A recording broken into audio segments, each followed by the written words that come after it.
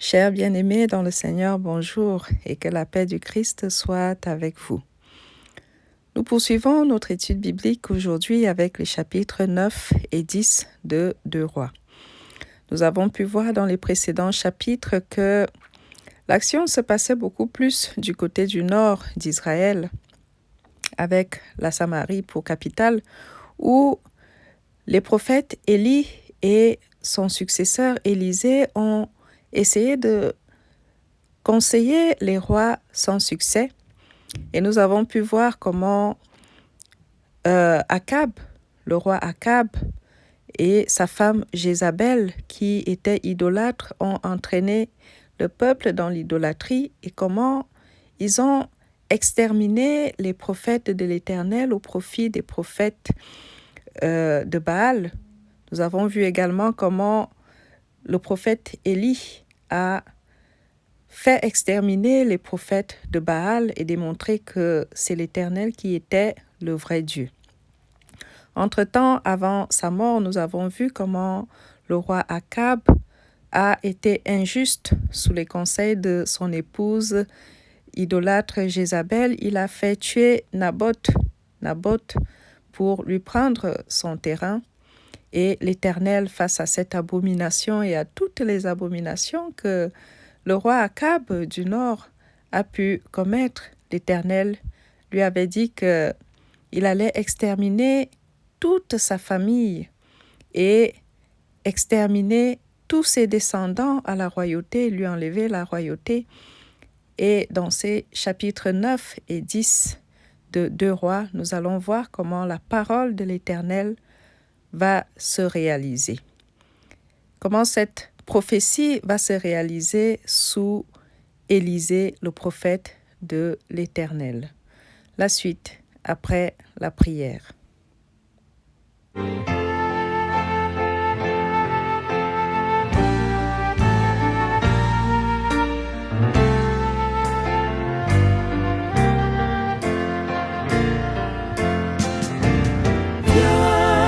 Esprit de Dieu vivant, sois le maître en moi. Viens, Esprit de Dieu vivant, sois le maître en moi. Sonde-moi,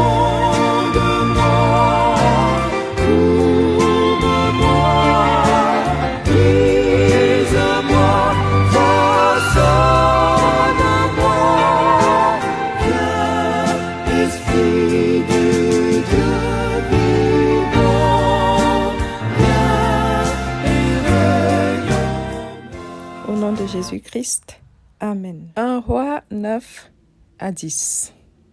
Nous sommes en Israël du Nord, au chapitre 9. Élisée, le prophète, envoie un de ses disciples aller conférer l'onction à Jéhu, un des chefs de l'armée d'Israël, pour l'établir comme prochain roi en Israël. Ceci alors que Joram, le fils d'Akab, qui lui avait succédé, était encore roi en Israël.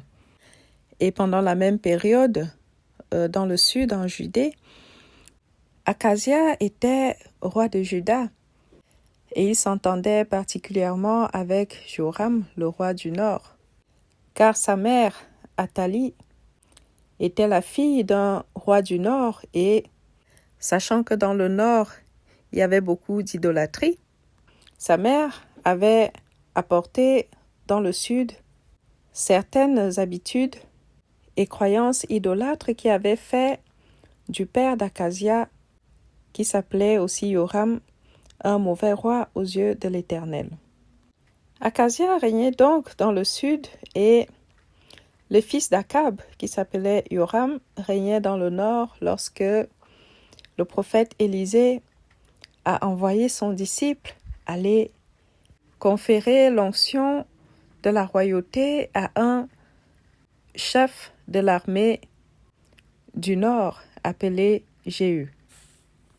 Lorsque ce prophète trouve Jéhu, il lui confère l'onction et lui dit la volonté de Dieu qui est qu'il extermine tous les descendants d'Akab, les hommes de sa maison et tous ses successeurs, afin que s'accomplisse la prophétie qui a été donnée à Akab par le prophète Élie, disant que parce que Akab avait péché contre l'Éternel, parce que les prophètes de l'Éternel avaient été exterminés et parce qu'il y a eu cette injustice faite contre Naboth, à qui Akab et son épouse Jézabel ont pris les terres après l'avoir assassiné. L'Éternel avait décidé qu'il enlèverait la royauté de la famille d'Akab, qu'il exterminerait ses descendants et que ces derniers n'auront même pas droit à une sépulture digne des rois, et également que les restes de son épouse Jézabel seraient mangés par des chiens. Ce châtiment avait été annoncé au roi Akab par le prophète Élie dans 1 Roi au chapitre 21 suite à l'assassinat de Naboth. Les disciples d'Élisée, le prophète, est donc allé conférer l'onction à Jéhu. Il lui a donné bien sûr ses instructions afin qu'il accomplisse la prophétie de l'Éternel et qu'il aille exterminer la famille d'Akab. Lorsque Jéhu, qui était un chef de guerre, est revenu au camp de guerre voir ses compagnons de guerre, il leur a fait part de la situation et il s'est levé avec ses troupes pour aller combattre Joram à Jizréel, Joram, roi d'Israël, fils d'Akab. Lorsqu'il arrive à la porte de Jizréel où se trouvait le roi Joram, Joram n'était pas tout seul, il avait reçu la visite du roi du Sud, son ami Akazia, qui était venu lui rendre visite parce qu'il était malade, il se soignait des blessures de guerre. Joram, voyant donc des troupes arriver à la porte de chez lui, envoie demander à Jéhu, « Viens-tu pour la paix ?» N'ayant pas reçu de réponse, Joram a pris ses troupes pour aller à la rencontre de Jéhu. Jéhu, avec assurance, puisqu'il savait qu'il avait l'onction et le soutien de l'Éternel, l'a transpercé d'une flèche qui a traversé son cœur. Joram, roi d'Israël, fils d'Akab, est mort et par la suite, Jéhu a attaqué également le roi du Sud qui était aux côtés de Joram. Il a blessé gravement Akazia qui s'est enfui mais est mort un peu plus loin et puis finalement a été transporté chez lui à Jérusalem pour être enterré auprès de ses pères. Il est impressionnant de voir l'assurance avec laquelle Jéhu, après son onction, s'est jeté sur le roi d'Israël. Il l'a tué sans hésitation, puis a tué le roi du Sud, Akazia, sans hésitation, parce qu'il savait qu'il avait l'onction et l'approbation de l'Éternel. À se demander si ce n'est pas le même Jéhu qui était un des serviteurs du roi Joram et qui se battait pour la cause du roi Joram. Peut-être bien que Jéhu n'appréciait pas l'action de son roi jusque-là. Peut-être que Jéhu n'a pas apprécié non plus les comportements du roi Akab, mais même dans sa désapprobation, il n'a jamais osé se lancer contre son roi sans être sûr que c'était la volonté de Dieu. Dès qu'il a eu l'onction de l'Éternel et qu'il a su qu'il était approuvé de l'Éternel, il s'est lancé sans hésitation, avec l'assurance de quelqu'un qui se dit « Si l'Éternel est avec moi, peu importe que j'ai 2 rois en face de moi, certainement je serai vainqueur parce que je me bats pour la cause de l'Éternel. » De cette attitude, on peut comprendre que autant dans les différents combats de la vie, le croyant peut avancer avec assurance quand il est certain que son action est approuvée par l'Éternel. Autant également, il est dangereux de se lancer dans des combats par pur orgueil, ou par pure vanité si on n'est pas certain que on a l'approbation de l'Éternel ou que c'est sa volonté. Et c'est pourquoi il est important que le chrétien, avant de faire quoi que ce soit, interroge l'Éternel, se mette en prière pour être guidé par l'Éternel. Rappelons-nous le roi David, avant d'aller combattre et avant de faire quoi que ce soit, demandait toujours à l'Éternel si ce qu'il allait entreprendre était bien, ou s'il était bon qu'il fasse telle ou telle chose. Et il avait toujours la réponse de l'Éternel, car il savait que c'était inutile de s'engager dans certaines choses si on n'était pas soutenu par l'Éternel, car c'était l'échec assuré. Mais lorsqu'on s'engage dans quelque chose avec l'appui de l'Éternel, ce sera forcément et toujours une réussite. C'est pourquoi le chrétien, avant de prendre certaines décisions importantes, avant de s'engager dans certaines choses, doit toujours pouvoir se mettre en prière pour demander l'orientation de l'Éternel, son aide, son conseil, afin de ne pas se retrouver dans des combats et des actions désapprouvées par Dieu. Jéhu a été au service des rois d'Israël avec beaucoup de fidélité, mais la suite des événements, après avoir tué les deux rois, celui d'Israël et celui du Sud, la suite des événements nous montrera que Jéhu n'approuvait pas du tout la façon de faire d'Akab, ni la façon de faire de son fils qui a marché dans ses traces. Mais lui qui pourtant avait des guerriers sous ses ordres, puisqu'il était chef des armées, il n'a jamais osé se rebeller jusqu'au jour où Dieu lui a donné cette onction et qu'il a su que c'était la volonté de Dieu. Après avoir tué les deux rois, étant à l'entrée de Jezréel, Jéhu est entré dans la ville pour prendre le pouvoir au nord. Et lorsqu'il est arrivé au niveau du palais du roi Yoram mort, Jézabel, l'épouse veuve d'Akab, sait que sa fin est proche et elle va tenter un dernier coup de séduction pour essayer d'échapper à la mort. Jézabel aura vraiment été manipulatrice jusqu'au bout. Le texte nous dit dans 2 Rois 9 au verset 30, il est écrit « Jéhu entra dans Jezréel. Jézabel l'ayant appris, mit du fard à ses yeux, se para la tête et regarda par la fenêtre. » Fin de citation.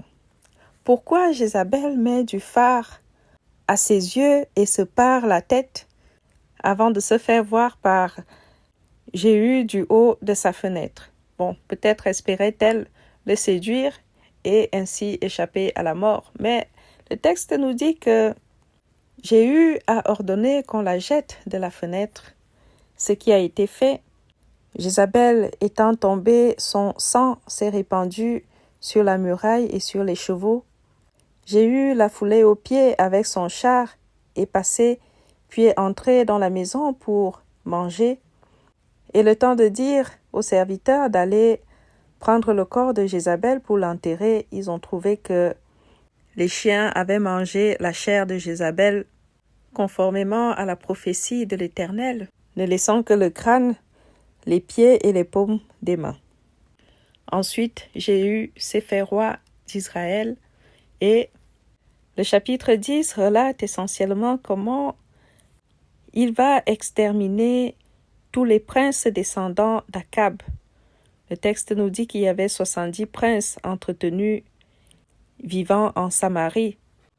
Le roi Jéhu a demandé qu'on lui apporte les 70 têtes de ces princes, têtes qu'il a exposées à l'entrée de la ville. Ensuite, Jéhu, qui a exprimé son dégoût de l'idolâtrie et des cultes de Baal, a imaginé une ruse pour rassembler tous les prêtres, tous les prophètes et tous les fidèles de Baal, disant qu'il allait faire des sacrifices pour Baal, Quand il a su qu'ils étaient tous rassemblés, il les a tous exterminés.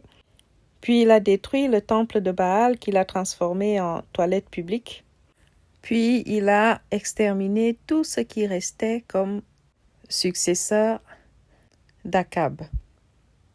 Jéhu a régné 28 ans en Samarie, la capitale du Nord, et il a plu à l'Éternel en accomplissant sa prophétie et en se débarrassant des temples de Baal. Mais le texte nous dit qu'il n'a pas été totalement fidèle à l'Éternel parce qu'il ne s'est pas détourné des veaux d'or que les Israélites adoraient, ceux qui étaient adorés à Bethel et à Dan et qui ont été érigés à l'époque de Jéroboam. Même si les veaux d'or n'étaient pas de Baal, ça restait de l'idolâtrie. Et il ne s'en est pas détourné, il n'en a pas détourné le peuple, et cela l'Éternel n'a pas apprécié. Après son règne à sa mort, son fils Joachaz lui a succédé. Voilà, bien-aimés, pour ces chapitres 9 et 10 de 2 Rois, qui nous montrent que la parole de Dieu s'accomplit toujours. Akaz et son épouse ont particulièrement péché contre l'Éternel, et même si Dieu a laissé que Joram, le fils d'Akaz, lui succède, il a suscité quelqu'un pour le tuer et exterminer toute sa famille conformément à ce qu'il a annoncé par le prophète Élie à Akab. Nous avons vu également comment est finie Jézabel, l'épouse idolâtre d'Akab, qui a emmené le culte de Baal et d'Ashéra en Israël. La famille d'Akab a été punie à cause du péché d'Akab et de son épouse. Dieu a en abomination l'idolâtrie et l'injustice. L'injustice faite à Naboth, à qui on a pris les terres après l'avoir assassiné, n'est pas restée impunie. Voilà pour aujourd'hui. Pour la prochaine étude, je vous invite à lire les chapitres 11 et 12 de 2 Rois. D'ici là, que Dieu vous bénisse. Amen.